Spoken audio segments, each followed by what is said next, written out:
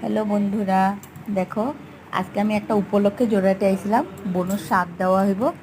এই দেখো মা সবজি উবজি কাটতেছে, মামি বানাইতেছে, আমার হাজবেন্ড শুয়ে রয়েছে এই যে পুচকির লগে। এই যে বনু পুচকির নিয়ে দাঁড়া রয়েছে, তন্ময়, এই যে প্রাচী, আঙ্গো ভাই, ওরা পুরা একদম মজা আজকে ফুর্তি। দেখো মামি বাইরে বসাইছে, বাইরের ভিউটা দেখো বন্ধুরা, কি সুন্দর দেখছো, গ্রিন হচ্ছে। আজকে বৃষ্টি ভালো না দিনটা আজকে।